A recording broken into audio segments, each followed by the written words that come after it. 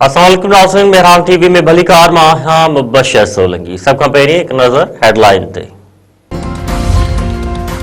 Toshakhana 2 case में अदालत बानी पीटीआई ऐं बुशरा बीबी के 17 साल कैद जी सज़ा ॿुधाए छॾी। स्पेशल जज शाहरुख अर्जमन अडियाला जेल में केस जो फ़ैसिलो ॿुधायो। अदालत पारां बानी पीटीआई ऐं बुशरा बीबी के 1 करोड़ 64 लख दंड जी सज़ा बि ॿुधाए छॾी। 2 डिसंबर 2024 ते बानी पीटीआई ऐं बुशरा बीबी मथां केस में फ़र्द जुर्म लागू कयो वियो हो। 13 जुलाई 2024 ते तोशाखाना 2 केस में ॿिन्ही जी गिरफ़्तारी ज़ाहिर कई वई हुई। बानी पीटीआई ऐं बुशरा बीबी जे वकीलनि पारां फ़ैसिले खे इस्लामाबाद हाई कोर्ट में चैलेंज करण जो ऐलान। बैरिस्टर सलमान सफ़दर चयो आहे त जज लिखियल फ़ैसिलो खणी आयो आहे। अॼु त दलील मुकमल थियणा हुआ। जवाबदारनि ऐं वकीलनि जी ग़ैर मौजूदगी में फ़ैसिलो ॿुधायो वियो। बानी पीटीआई फ़ैसिले ख़िलाफ़ इस्लामाबाद हाई कोर्ट में अपील दाख़िल करण जो चयो आहे।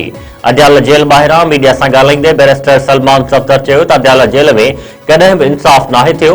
बानी पीटीआई ऐं उन जी घरवारी खे तमामु ॾुखी हालत में रखियो वियो आहे। वफ़ाक़ी हुकूमत तोशाखाना 2 केस जो फ़ैसिलो इंसाफ़ ते बदल करार ॾेई छॾियो।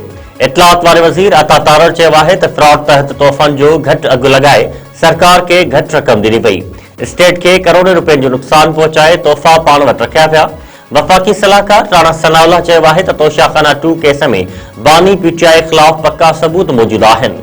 मुमलिकती वज़ीर अकील मलिक चयो आहे त तोशाखाना 2 केस जो फ़ैसिलो आईन ऐं कानून मूजिबि आहे। बानी पीटीआई मथां कानून जी भञकड़ी साबित थी आहे।